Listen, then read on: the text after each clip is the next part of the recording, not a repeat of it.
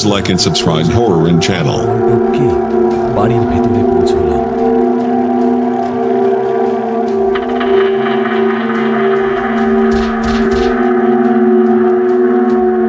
আর বাড়ির সামনের দরজার কাছে এসে দাঁড়ালাম। রমেশ এগিয়ে গেল আর দরজার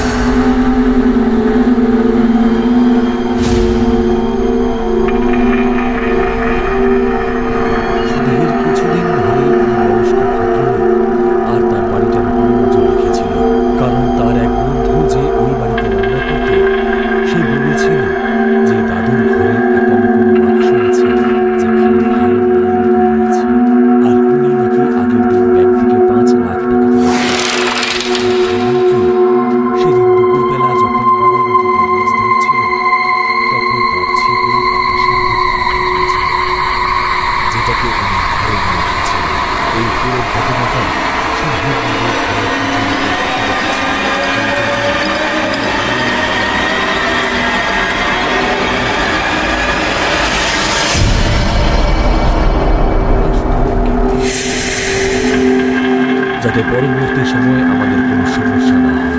আমরা ওকে প্রতিটা ঘরে খুঁজতে লাগলাম।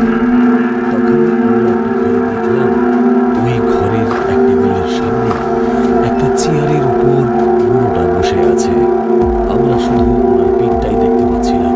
আমি পা টিপে টিপে ওনার কাছে গেলাম আর ওনার ঘাড়ের কাছে ছুরিটা ধরে বললাম, নড়ার চেষ্টাও করবি না, একদম চুপ, এক্ষুনি গলা কেটে নামিয়ে দেবো।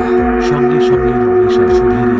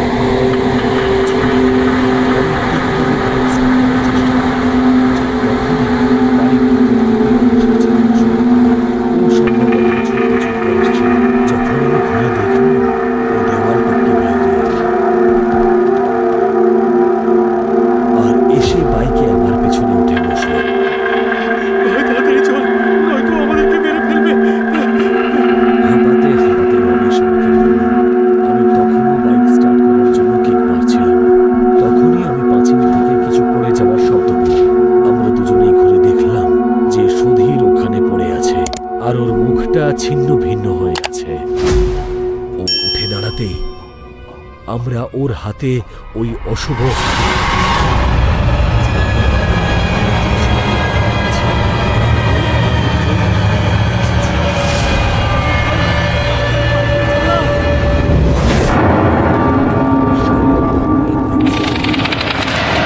Please like and subscribe Horror in channel. ততক্ষণে সুধীর রমেশকে ধরে ফেলেছে। আমি বাইক নিয়ে পালিয়ে গেলাম, কিন্তু সুধীর রমেশকে বাইক থেকে টেনে নামিয়ে নিয়েছিল। এই সব ঘটনার দরুন বাইক ডিসব্যালেন্সড হয়ে সামনের কাছে গিয়ে ধাক্কা মারল, আর তারই সামনে আমি পড়ে গেলাম। আমার খুব চোট লেগেছিল। তখনই আমি রমেশের চিৎকার শুনতে পেলাম, আর চিৎকারের দিকে তাকাতেই আমার গায়ের লোম খাড়া হয়ে গেল, কারণ সেখানে সুধীর রমেশের মুখে বারবার হাতুড়ি নিয়ে যাচ্ছিল। এই দৃশ্য দেখে সেখান থেকে আমি পালিয়ে গেলাম। আমি জঙ্গলের রাস্তা ধরে নিজের প্রাণ নিয়ে পালাতে শুরু করলাম। পালানোর সময় একবারও পিছন ফিরে তাকাইনি আমি।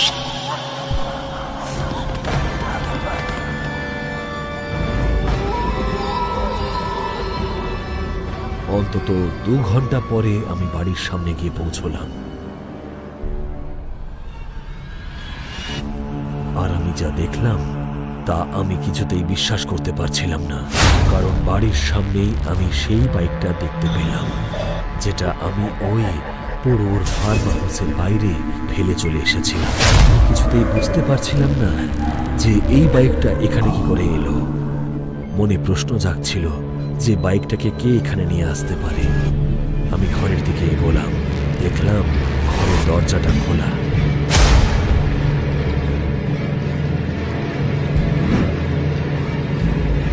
আমি ঘরের ভেতর থেকে দেখি আমার স্ত্রী ওই সিন্দুকটার সামনে দাঁড়িয়ে আছে, আর সেই টেবিলে ছিল সেই সিন্দুকটা, আর তার পাশেই পড়েছিল সেই অশুভ হাতুড়িটা, কিন্তু তাতে বিন্দুমাত্র রক্ত লেগেছিল না। ইন্দু, সিন্দুকটা থেকে দূরে সরে যাও বলছি! আমি দূর থেকেই চিৎকার করে বললাম, কিন্তু ইন্দু আমার কথায় পাত্তা দিল না। ওর নজর ছিল হাতুড়িটার দিকে। ওকে এইভাবে দেখে আমার মনে প্রশ্ন জাগলো, আর ওর দিকে আমি দৌড়ে গেলাম। আর ওর কাছে পৌঁছানোর আগেই ও হাতুড়িটা তুলে নিয়েছিল, আর সজোরে নিজের চোখেই প্রহার করল, আর সঙ্গে সঙ্গে নিচে পড়ে গেল। আমি ওর কাছে পৌঁছতে দেখি ও যন্ত্রণায় ছটফট করছে। হাতুড়িটা ইন্দুর চোখের ভেতরে ঢুকেছিল। আমি ওটাকে বের করার চেষ্টা করলাম, কিন্তু ওটা চোখের খুব গভীরে ঢুকেছিল। আমি আরো চেষ্টা করে ওটাকে বাইরে বের করলাম। হাতুড়িটা সরানো মাত্রই ওর চোখটা বাইরে বেরিয়ে এলো। আমি ভয় পেয়ে গেলাম, আর হাতুড়িটা ছুঁড়ে ফেলে দিলাম, আর খুব কান্না পাচ্ছিল। তখনই ঘরের কোণ থেকে হাসির আওয়াজ শুনতে পেলাম। আমি আওয়াজের দিকে তাকাতেই দেখলাম বাড়ির ছাদের সিলিং থেকে সুধীর ঝুলছে, আর আমার দিকে তাকিয়ে হাসছে। ওর চেহারাটা সম্পূর্ণ ঠিক হয়ে গিয়েছিল, কিন্তু কিছুক্ষণের মধ্যেই ও রক্তে ভরে গেল।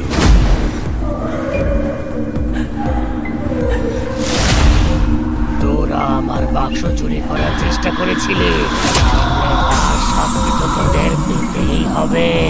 সুধীর ভয়ঙ্কর গলায় বলল, কিন্তু আমার কেন জানি না মনে হচ্ছিল ওটা সুধীর ছিল না। সুধীরের মধ্যে কোনো আত্মা প্রবেশ করেছে। সঙ্গে সঙ্গে আমি এটা বুঝতে পারলাম যে সুধীরই ছিল যে ওই সিন্দুকটা আমার বাড়িতে নিয়ে এসেছিল। সঙ্গে সঙ্গে সুধীর সোজা হয়ে দাঁড়িয়ে আমার দিকে এগোতে লাগলো।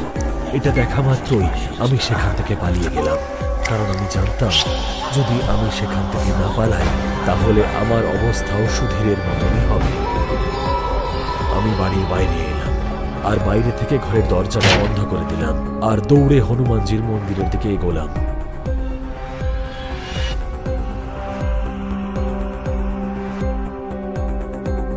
আমি মন্দিরের পুরোহিতের কাছে গিয়ে সম্পূর্ণ ঘটনা খুলে বললাম। উনি বুঝতে পারলেন যা সমস্ত ঘটনা ঘটে চলেছে তা কোনো সামান্য ঘটনা নয়, আর উনি এটা ঠিক করতে পারবেন না। আর উনি বললেন, কাল তুমি আমার সাথে আমার গুরুজির কাছে চলো, উনি একমাত্র এই সমস্যার সমাধান করতে পারবেন। সেই রাতটা আমি ওই মন্দিরেই কাটালাম। সকাল হতেই আমি সেই ঠাকুর মশাইয়ের সঙ্গে তার গুরুজির কাছে গেলাম। সেই গুরুজিও ছিলেন একজন বয়স্ক মানুষ, যিনি গাছের নিচে খাটের উপরে শুয়েছিলেন।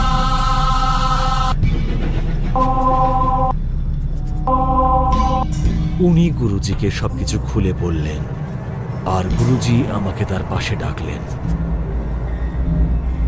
আর আমার মাথার উপরে হাত রেখে নিজের চোখ বন্ধ করলেন। কিছুক্ষণ পরে নিজের চোখ খুললেন আর বললেন, যে অতৃপ্ত আত্মা তোমার পিছু ধরেছে তার বয়স অনেক, আর সেই কারণেই সেই আত্মা বেশি শক্তিশালী। কারণ আত্মা যত পুরনো হয় ততই শক্তিশালী হয়ে ওঠে। কিন্তু গুরুজি, এই আত্মাটা কার, আর আমাদের পেছনেই বা কেন পড়ে আছে? আমি গুরুজিকে জিজ্ঞেস করলাম। তখন উনি উত্তর দিলেন, এটা এক জমিদারের আত্মা। এই আত্মা প্রায় 150 বছরের পুরনো। 150 বছর আগে জমিদার যখন এক বাণিজ্য থেকে ফেরার সময় সিন্ধুপুরে অনেক গয়নাগাটি নিয়ে যাচ্ছিল, সেই সময় দলের লোকেরা তাকে লুট করল। জমিদার তাদেরকে শাসালেন যে তিনি কাউকে ছাড়বেন না, সবাইকে খুঁজবেন আর এক এক করে মারবেন। তখনই তার মধ্যে থাকা পালোয়ান এসে সেই বাক্সের মধ্যে থাকা হাতুড়ি বাইরে বের করলো আর জমিদারের চোখের ওপর আঘাত করলো। ওই হাতুড়িটা এত জোরে মেরেছিল যে হাতুড়িটা শুধু মস্তিষ্কে ঢুকে গেছিল। তারপর ওরা জমিদারের দেহটা সেই জঙ্গলে পুড়িয়ে সৎকার করে দেয় আর ওই সিন্দুকটা নিয়ে ওখান থেকে পালিয়ে যায়। কিন্তু জমিদারের আত্মা খুবই লোভী ছিল আর প্রতিশোধের আগুনে জ্বলছিল। ও এতটাই পাপ করেছিল যে ওর আত্মা কখনোই শান্তি পেত না। ও এক এক করে সব লোকেদের প্রাণ কেড়ে নিল। তারপর এক এক করে সব সোনাগুলো জমিয়ে সেই বাক্সে পড়তে লাগলো। কিন্তু তারপর সেই গয়নাগুলো যদি কেউ হাত দিত বা কেউ চুরি করার চেষ্টা করত, তাহলে জমিদারের আত্মা তাকে খুন করে ফেলত। 20 বছর ধরে ওই বাক্সটা নদীতে ভেসেছিল, কিন্তু ওই বয়স্ক ভদ্রলোক মাছ ধরতে গিয়ে ভুল করে বাক্সটা নিয়ে ফেলেছে। আর বাক্সটা খুলতেই জমিদারের আত্মা তাকে হত্যা করেছিল। তারপর তোমরা 3 জন ওই বাক্সটা চুরি করার চেষ্টা করেছিলে, সেই জন্যে ওই আত্মা তোমার বন্ধুদের মেরে ফেলেছে। এরপর তোমাকেও মেরে ফেলবে। আমাকে দয়া করে সাহায্য করুন, আমি মরতে চাই না, দয়া করে সাহায্য করুন আমাকে। আমি গুরুজির কাছে অনুরোধ করতে লাগলাম। তখন উনি বললেন, ওই সিন্দুকটা অভিশপ্ত। যদি আমাদের ওই অভিশাপটাকে নষ্ট করতে হয় তাহলে আমাদের কাছে মাত্র 2টো উপায় আছে। এক, আমরা সেই জমিদারের আত্মাকে মুক্তি দিতে পারবো, আর 2, ওই সিন্দুকের বাক্সটাকে ভেঙে ফেলতে পারবো।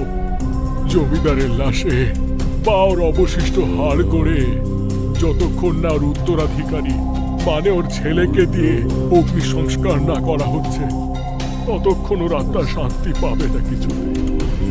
কিন্তু তোমার কাছে ওর উত্তরাধিকারীকে খোঁজার বা ওই জমিদারের সব দেহ খোঁজার সময়টুকু নেই।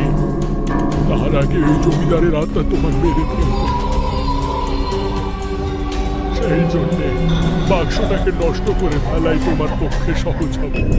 যখন এই সিন্দুকটা গলে যাবে তখন এটাকে নদীতে ভাসিয়ে দিই। গুরুজি আমাকে বললেন, আর ওনার কথা মতো আমি সিন্দুকটাকে আগুনে পুড়িয়ে ফেললাম। সিন্দুকটা সম্পূর্ণ পুড়ে গিয়ে যখন গোলাকার ধারণ করল, সেটাকে ঠান্ডা করে আমি একটা নদীতে ভাসিয়ে দিলাম।